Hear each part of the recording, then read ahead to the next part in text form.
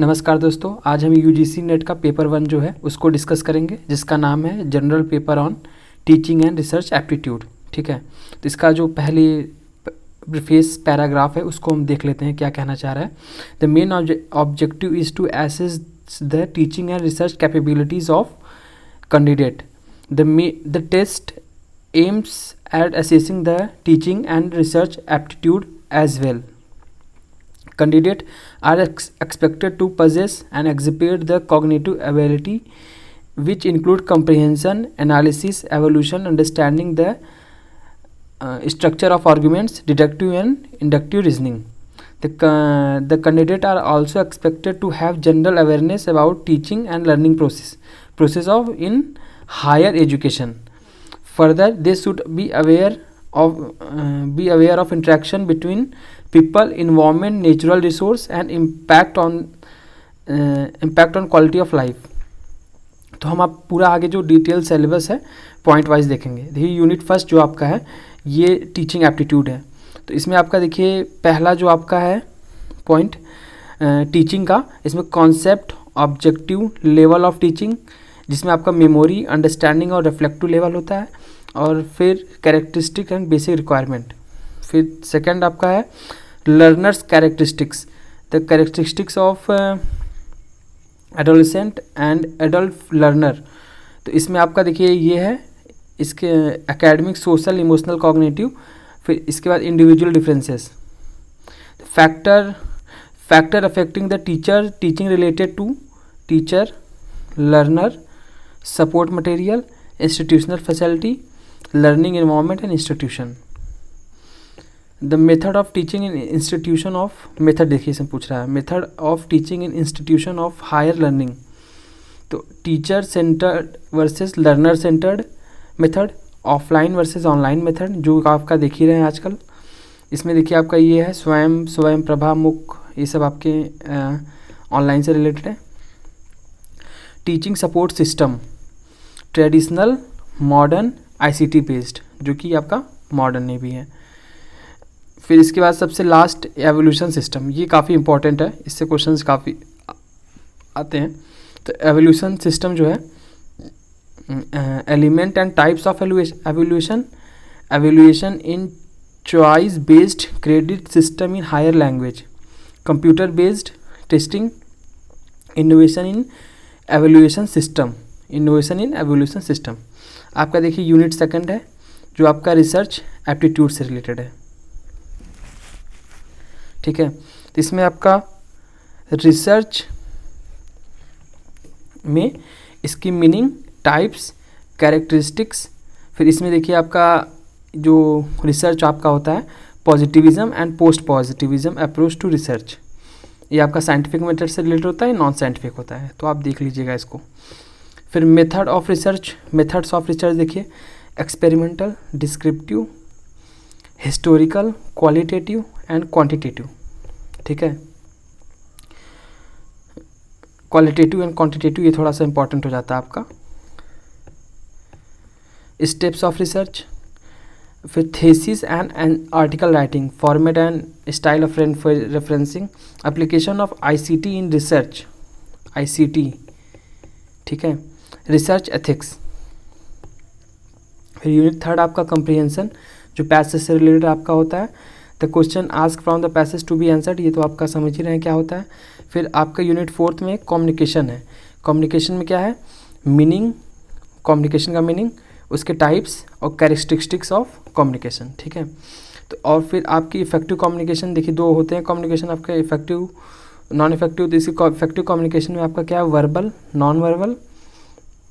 फिर उसके बाद intercultural, group communication and group communication, classroom communication. Barrier to effective communication, तो आपका इसमें आप कई सारे बैरियर्स होते हैं आपके, फिजिकल, साइकोलॉजिकल, कल्चरल, तो आप उसको पढ़ेंगे आप डिटेल में अंदर, बाद में इसको डिस्कस करेंगे। तो mass media and society. Unit fifth में आपका मैथमेटिकल रीजनिंग एंड एप्टीट्यूड, ये मैथ और रीजनिंग से रिलेटेड है, मैथ और रीजनिंग से। तो देखिए इसमें आपके कई सारे टॉपिक्स हैं, नंबर सीरीज़, लेटर सीरीज़ और code and relationship. Mathematical aptitude में आपका देखिए सारे टॉपिक्स हैं, fraction, time and distance, ratio, proportion, percentage, profit and loss, interest, discounting, average etcetera.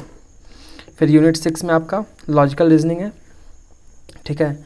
तो understanding the structure of argument, argument form, structure of categorical proposition, mood and figure, formal and informal फैलेसीज, ये फैलेसीज आप जरूर देख लीजिएगा।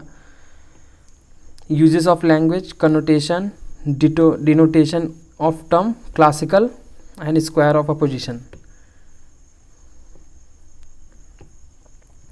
फिर देखिए आपका ये इंडक्टिव और डिडक्टिव रीजनिंग, ये इम्पॉर्टेंट है। ये क्या होता है, इसके टर्म्स आप देख लेंगे। एनालॉगीज, वेन डायग्राम, सिंपल और multiple use for establishing validity of argument, ये आपका रीजनिंग में भी काफ़ी यूज़फुल होता है सॉल्व करने के लिए। Indian logic, means of knowledge, ठीक है, इसको भी आप देख लीजिएगा। प्रमानास, प्रत्यक्षा, परसेप्शन, अनुमाना, इन्फरेंस, उपमाना, कंपैरिजन, शब्दा, वर्बल टेस्टिमनी, अर्थपति, इम्प्लीकेशन एंड अनुपलब्धि, नॉन अप्रहेंशन। फिर आपका है इसके बाद स्ट्रक्चर एंड काइंड ऑफ अनुलोमा, ठीक है, अनुलोमा के स्ट्रक्चर एंड काइंड। फिर इसके व्याप्ति, इनवेरिएबल रिलेशन जिसको बोलते हैं, हित व भास, इसको है फॉलिसी ऑफ इन्फरेंस, ये थोड़ा इंपॉर्टेंट है, इसको आप देखेंगे सारे। डाटा इंटरप्रिटेशन आपका से 7th है, ये तो भाई इसको तो आप मिस नहीं कर सकते, ये सबसे इम्पॉर्टेंट है और इससे आपके क्वेश्चंस आते ही आते हैं और काफ़ी सिंपल होता है, लेकिन इसको लिए आपको प्रैक्टिस करनी पड़ेगी, ठीक है। तो इसमें देखिए ये आपका classification of data, qualitative and quantitative data, graphical representation में आपका देखिए bar, histogram, pie chart, table, line graph, line chart, making of data. फिर इसके बाद data interpretation, data and governance. फिर इसके बाद 8th आपका नंबर है information and communication technology, ICT। ICT, the general abbreviation and terminology, basic of internet, intranet, email, audio, video conferencing, digital initiative in higher education, ठीक है। ICT एंड गवर्नेंस, ये आप जरूर देख लीजिएगा, digital initiative in higher education. फिर आपका देखिए 9th टॉपिक क्या है, पीपल डेवलपमेंट एंड इन्वायरमेंट, ये इन्वायरमेंट से रिलेटेड आपका टॉपिक है। ये इसमें आपका मेंशन भी था प्रीफेस पैराग्राफ में लास्ट में, further they should aware of the interaction between people, environment, natural resource and their impact on the quality of. लगभग इसने ये समराइज़ कर दिया है पूरे सिलेबस को, ठीक है, समराइज़ कर दिया एक पूरे पैराग्राफ में। फिर उसके बाद ये डिटेल्ड पैराग्राफ डिटेल्ड में नीचे दिया हुआ है, ठीक है। तो आपका देखिए इसमें डेवलपमेंट एंड इन्वायरमेंट में 2 चीज़ है, millennium development, sustainable development goal, ये तो सबसे इंपॉर्टेंट है, sustainable development goal, SDG। Human and environment interaction, anthropogenic activities and their impact on environment, environmental issue, local, regional, global, air pollution, water pollution, soil pollution, noise pollution, waste में आपका है solid, liquid, biomedical, hazardous, electronic, ये वाला important हो जाता है, waste वाला, waste. और फिर इसके बाद climate change and it's socio economic political dimension, ठीक है। फिर impact of pollutant on human health, ठीक है। फिर आपका नेचुरल एंड एनर्जी रिसोर्स में आपका देखिए solar, wind, soil, hydro, geothermal, biomass, nuclear, forest, ये सारे आपके एनर्जी सोर्सेज हैं, इनको आप देख लीजिएगा। फिर natural hazards and disaster mitigation strategies आपके जो भी हैं।